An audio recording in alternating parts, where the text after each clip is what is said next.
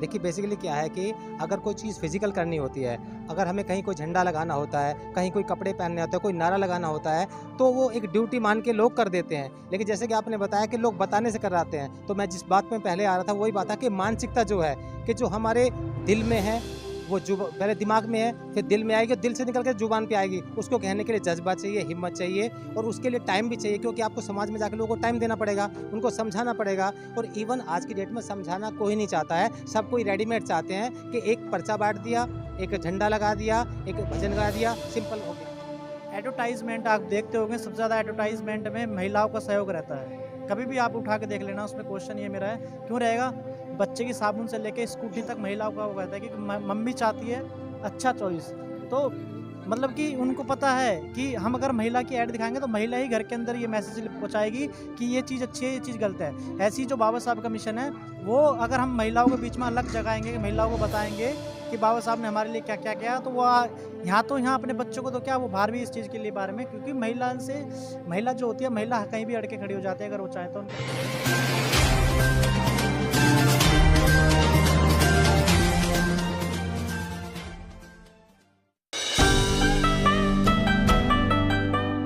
ये नाम क्या है? मेरा नाम नीरज चौधरी है, मैं गाँव निवासी मुखमेलपुर का हूँ।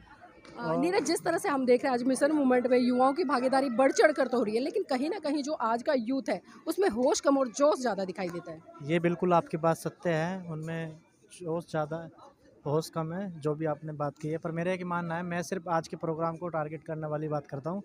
जो आज हमने भागीदारी आप सबने मिलकर दिखाई है, आपका भी बहुत बहुत धन्यवाद करता हूँ।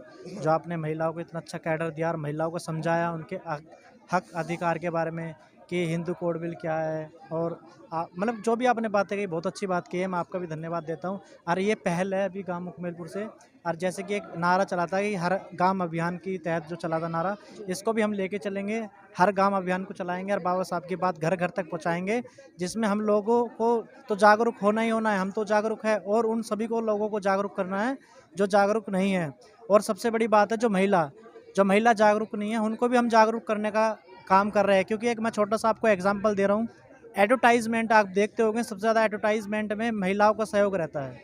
कभी भी आप उठा के देख लेना, उसमें क्वेश्चन ये मेरा है, क्यों रहेगा? बच्चे की साबुन से लेके स्कूटी तक महिलाओं का वो रहता है कि मम्मी चाहती है अच्छा चॉइस। तो मतलब कि उनको पता है कि हम अगर महिला की ऐड दिखाएँगे तो महिला ही घर के अंदर ये मैसेज पहुँचाएगी कि ये चीज़ अच्छी है, ये चीज़ गलत है। ऐसे ही जो बाबा साहब का मिशन है, वो अगर हम महिलाओं के बीच में अलग जगाएँगे, महिलाओं को बताएँगे कि बाबा साहब ने हमारे लिए क्या-क्या किया, तो वो यहाँ अपने बच्चों को तो क्या, वो बाहर भी इस चीज़ के लिए बारे में, क्योंकि महिला जो होती है, महिला कहीं भी अड़ के खड़ी हो जाती है अगर वो चाहे तो, उनके हक अधिकार की बात हो तो। आपको मैं बहुत-बहुत धन्यवाद देता हूँ और सभी पूरी टीम का धन्यवाद देता हूँ जो गाँव मुखमेलपुर में आज जो आयोजित हुआ है। देखिए, बाबा साहब अक्सर कहीं ना कहीं जो पढ़े लिखे लोग थे उनसे बहुत ज़्यादा उम्मीदें लगाते थे कि पढ़े लिखे लोग एक तो बुद्धिजीवी होते हैं और अच्छे से मिशन मूवमेंट को भी जानते हैं। तो इसी कड़ी मेरे साथ में डॉक्टर साहब हैं, उनसे भी जान। डॉक्टर साहब, आज जिस तरह से हम देश का सिनेरियो देख रहे हैं, क्योंकि कहीं ना कहीं परम पूज्य बाबा साहब ने इस देश को एक लोकतांत्रिक व्यवस्था दी, लेकिन आज सत्ताधारी लोग उस लोकतांत्रिक व्यवस्था को तहस नहस कर रहे हैं। तो क्या लगता है, ऐसे में खाली जयंती मनाना उचित रहेगा या बाबा साहब की जो आइडियोलॉजी है, विचारधारा है, उसको लोगों तक बताना? बिल्कुल, जैसे आपने बिल्कुल बहुत अच्छा कहा है कि जो बाबा साहब की जो आइडियोलॉजी थी और बाबा साहब ने जिस अच्छे भारत की कल्पना की थी, वो बिल्कुल नहीं हो पा रहा है। और ख़ासकर मैं कहता हूँ कि एक क्वालिफ़ाइड अनएजुकेटेड लोग मैं बोलूँगा कि जो पढ़ लिख तो गए हैं, लेकिन उनकी एजुकेशन उस लेवल की नहीं है कि जिस लेवल के बाबा साहब ने जो सपना देखा था, जैसे जयंती मनाना, पर्टिकुलर किसी हफ़्ते में, किसी महीने में आप इकट्ठा हो गए, आपने एक सेलिब्रेशन किया। लेकिन मैं मानता हूँ कि हर चीज़ एक साइकोलॉजिकल, जो मानसिक तौर पे जो गुलामी है ना, उससे हम जकड़े हुए हैं, वो नहीं निकलती। और इवन जो अनपढ़ लोग थे, उनको हम मान सकते हैं कि उनको शिक्षा नहीं थी, वो पुराने ढर्रे पे चलते आ रहे थे। लेकिन जो एजुकेटेड हैं, जो बड़े-बड़े ओहदे पे बैठे हैं, वो भी उसी मनवाद में घुसे हुए हैं। और उसके बाद जैसे अभी आज मैंने जो देखा है, पहल की गई है, महिलाओं को आगे लेके आए हैं, आप भी एक महिला हैं। सो वो जो महिलाएँ आगे निकल के आ रही हैं, और जो जड़ है, वो कहीं न कहीं इस मनुवाद की या जो हमारी अशिक्षितता, पाखंडवाद की जड़, वो महिलाओं की जड़ में ही बैठी हुई है। हमारी जनरेशन टू जनरेशन आती है और महिला एक ऐसा व्यक्तित्व है जो शुरू से पूरे परिवार को, पूरे समाज को बदल सकता है। और आज ये जो शुरुआत हुई है, बहुत अच्छी हुई है। बाबा साहब की जो कल्पना थी, वो यहीं से साकार होने वाली है, क्योंकि जो पुरानी पीढ़ी है, उसको हम धीरे-धीरे सुधारें ऐसे प्रोग्रामों के माध्यम से। पॉइंट टू पॉइंट बात ये हो कि हम उस बात पे चलें कि कैसे उस मानसिकता को बदला जाए, ना कि खाली उसमें एन्जॉयमेंट किया जाए। इसके बाद क्योंकि महिला एक पहली गुरु होती है बच्चे की, और एक महिला जो एक छोटे बच्चे को विकसित के समय में जो माइंड में डल जाएगा, वो डेफिनेटली आगे वाली जनरेशन को भी प्रमोट करेगा। और जो आज़ादी बाबा साहब ने हमें दिलाई संविधान के माध्यम से, जो विचारों की आज़ादी हमें दिलाई, उसका हम कुछ दुरुपयोग कर रहे हैं। अभी आपने देखा तो कैसे माहौल था। तो वो चीज़ है कि उस आज़ादी को हम समझते हुए और समाज की मर्यादा को भी ध्यान रखते हुए, क्योंकि जो हम करने जा रहे हैं फिजिकली और मेंटली जो भी कर रहे हैं, उससे किसी पक्ष का, किसी जाति का, किसी विशेष का आघात ना हो, ताकि वो इलीगल तरीके से आए। तो इस तरह के आयोजन हो, लेकिन आयोजन में पॉइंट टू पॉइंट बातें हों और वो पॉइंट टू पॉइंट बातें कम समय में लोगों तक जाए। और मैं यही कहना चाहूँगा कि सबसे पहले मानसिक तौर पे मजबूत किया जाए महिलाओं को भी और बड़े पढ़े लिखे समाज को भी, और उसके बाद इकट्ठा होकर लड़ें, संघर्षित रहें और साथ में फाइनेंशियल भी स्ट्रॉन्ग है, क्योंकि अपना समाज जो फाइनेंशियल तौर पर पिछड़ा हुआ है, और पढ़ लिख के फाइनेंशियल स्ट्रॉन्ग होकर हम राजनीति में भी ऊंचे पद पे जाएं, जहां पे हम अपने संविधान के अंतर्गत उनका पालन करते हुए अच्छी पोस्ट पे किसी के साथ जाति भेदभाव ना करते हुए अपने समाज को आगे बढ़ाएं। सर, जिस तरह से हम देख रहे हैं, क्योंकि आज़ादी के 75 साल के बाद सरकारें अमृत महोत्सव मना रही, और अगर मैं 75 साल से शुरू से लेकर अब तक का सिनेरियो देखूं, बाबा साहब की मूर्तियां तमाम सरकारों ने लगाई, उनकी स्टैचू भी लगाई है, उनकी तस्वीरें भी लगाई है, यहाँ तक कि दिल्ली सरकार है उसने भगत सिंह और बाबा साहब की। लेकिन क्या बात है कि जब परम पूज्य बाबा साहब की जो विचारधारा है उसको लोगों तक बताने की बात आती है, उसको मनोसात करने की बारी आती है, तो वहाँ पर सारी सरकारें फेल नजर आती हैं। तो ये दोहरा मापदंड कब तक सहन करेंगे लोग? देखिए, बेसिकली क्या है कि अगर कोई चीज़ फिजिकल करनी होती है, अगर हमें कहीं कोई झंडा लगाना होता है, कहीं कोई कपड़े पहनने होते हैं, कोई नारा लगाना होता है, तो वो एक ड्यूटी मान के लोग कर देते हैं। लेकिन जैसे कि आपने बताया कि लोग बताने से कराते हैं, तो मैं जिस बात में पहले आ रहा था वही बात है कि मानसिकता जो है कि जो हमारे दिल में है, वो पहले दिमाग में है, फिर दिल में आएगी और दिल से निकल कर जुबान पे आएगी। उसको कहने के लिए जज्बा चाहिए, हिम्मत चाहिए और उसके लिए टाइम भी चाहिए, क्योंकि आपको समाज में जाकर लोगों को टाइम देना पड़ेगा, उनको समझाना पड़ेगा। और इवन आज की डेट में समझाना कोई नहीं चाहता है, सब कोई रेडीमेड चाहते हैं कि एक पर्चा बांट दिया, एक झंडा लगा दिया, एक भजन गा दिया, सिंपल हो गया। लेकिन जब हम समझाने बात आते हैं, साइकोलॉजी के लोगों को चेंज करने की बात करते हैं, तो ये अमृत महोत्सव है, एजेंडा पास हो गया, पैसा बट गया, प्रोग्राम हो गया, आज भी हमने प्रोग्राम देखा।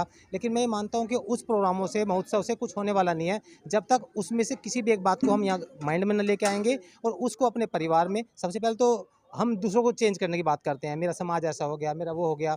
लेकिन सबसे पहले you have to talk about yourself. अपने आप में आपने क्या चेंज किया, पहले मैं अपने आप को बदलूँ, उसके बाद अपने नियर बाई जो अपने परिवार को, अपने बच्चों को बदलने की कोशिश करूँ, उसके बाद मैं समाज में करूँ। और वो भी फिजिकली मैं चेंज एकदम से नहीं ला पाऊंगा कि मैं बोलूँ कि आज ऐसे कपड़े पहनना शुरू कर दो, आप ये मानना बंद कर दो, नहीं। क्योंकि जिसकी जड़ें इतनी गहरी हैं, होता है जिस पेड़ की जड़ बहुत गहरी होगी वो आसानी से निकलता नहीं है, वो बार बार फूट के निकलता रहेगा। तो उसके लिए मैं पूरा जैसे जेसीबी लगा के निकालना पड़ेगा, और वो मानसिक तौर पे होगा। वो शारीरिक तौर पे मूर्ति लगाने से, दिया बत्ती करने से, बड़े बड़े पंडाल लगाने से वो नहीं होगा, उसकी ज़रूरत नहीं है। सिर्फ मानसिक तौर पे अपने आप को तैयार करने की बात है, उसी से हमें करना। सर, आखिरी सवाल लेना चाहूँगी, जिस तरह से बाबा साहब ने शिक्षा पर बेसिक बहुत जोर दिया है, क्योंकि जब तक व्यक्ति शिक्षित नहीं होगा तब तक वो अपने किसी भी तरह के द्वार नहीं खोल सकता अपने जीवन को उज्जवल बनाने के लिए। तो आज की अगर मैं शिक्षा की बात करूँ, आज लोग डिग्रियाँ ले रहे हैं, अच्छी नौकरियाँ ले रहे हैं, लेकिन बाबा साहब जिस बेसिक शिक्षा की बात करते थे, सामाजिक क्रांति, वो नहीं। तो इसके पीछे क्या लगता है कि खाली जो वक्तागण आते हैं मंच से भाषण देने के लिए होते हैं, या धरातल पर भी काम करना चाहिए उनको? हाँ, बिल्कुल धरातल पे काम करना चाहिए, और उसमें कहीं न कहीं हमारे अपने लोग, मैं बार-बार जोर देता हूँ कि हमारे अपने लोग हमें पीछे खींचने को तैयार हैं। मान लीजिए मैं डॉक्टर हूँ, ओके, तो मेरे परिवार वाले, मेरे मम्मी डैडी, मेरे ग्रैंडफादर ग्रैंडमदर मुझे उसी पुराने ढर्रे पे खींचने की कोशिश करते हैं कि हम पढ़ लिख के बाबा साहब की वजह से पढ़ रहे हैं, हमें आज़ादी मिली है और हम आईपीएस ऑफिसर बन जाते हैं, डॉक्टर बन जाते हैं। लेकिन जब हम नौकरी लग जाते हैं, उसकी खुशी मनाने के लिए मंदिर में जाकर लड्डू बांटते हैं या इस तरह की चीज़ करते हैं। तो ये विचारधारा कहीं ना कहीं हमें ड्रॉबैक करती है, पीछे खींचती है। तो हमारा फर्ज यही बनता है कि बाबा साहब ने जो सपना देखा था, हम मानसिक तौर पे, शारीरिक तौर पे और फाइनेंशियल तौर पे अपने आप को पहले खुद को स्ट्रॉन्ग करें, किसी और को नहीं, पहले खुद को करें। क्योंकि जब आप खुद कैपेबल होंगे, मेरे पास कुछ है तभी तो मैं किसी को दे पाऊंगा ना।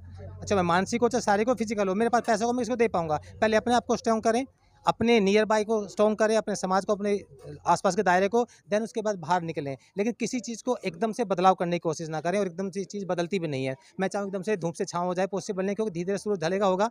तो मानसिक तौर पर धीरे धीरे उन जड़ों को हम खोखली करें और धीरे धीरे निकल के सामने आए। जी, और भी लोग हैं, उनसे भी जुड़ने का प्रयास करेंगे, जानना चाहेंगे। आपका नाम क्या है सर? मेरा नाम सत्यप्रकाश है मैडम। सत्य प्रकाश जी, आप युवा हैं, तो कहीं ना कहीं मिशन मूवमेंट में युवाओं की भागीदारी कहाँ तक देखते हैं, और क्या लगता है कि युवा किस दिशा में मिशन मूवमेंट को ले जाएगा?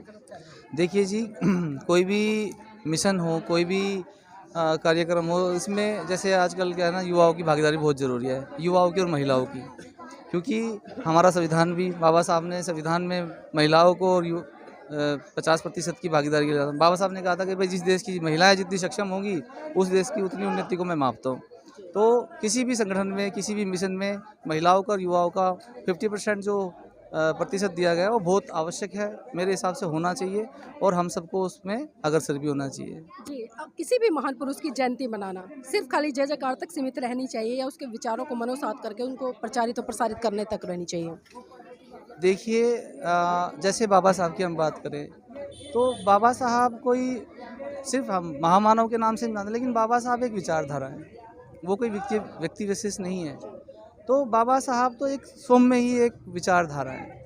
तो किसी भी विचारधारा, बाबा साहब ने हमेशा कहा कि जैसे बाबा साहब के मूल मंत्र हैं, बाबा साहब ने शिक्षाएं, जो बाबा साहब की शिक्षाएं हैं, शिक्षित रहो, संघर्ष करो, संगठित रहो। तो बाबा साहब एक विचारधारा, बाबा साहब की विचारधारा को हम लोगों को बाबा साहब को मनाते हैं, उनका सम्मान करते हैं, किसी भी तरह मनाइए। लेकिन बाबा साहब ने अपने खुद के जो उनके लिटरेचर उनमें कहा है कि आप मेरी शिक्षाओं को अपनाइए, मुझे मत पूजिए, मेरे रास्ते को अपनाइए। तो मैं आपके इस चैनल के माध्यम से अपने इस भारत देश के सभी निवासियों को ये एक संदेश देने की कोशिश देते हैं विद्वान लोग कि हम लोगों को बाबा साहब के विचारों पे और उनकी शिक्षाओं पे चलने की आवश्यकता है, उनको पूजने की आवश्यकता नहीं है, क्योंकि वो तो ऑलरेडी सम्मानित हैं, वर्ल्ड वाइड सम्मानित हैं। तो हम सबकी ये कोशिश होनी चाहिए कि हम बाबा साहब की बताए हुए रास्तों पे चलें, उनकी शिक्षाओं पे चलें और अब इस भारत को बौद्धमय भारत बनाने की तरफ अग्रसर हों। जी, बहुत बहुत धन्यवाद हमारे साथ जुड़ने के लिए।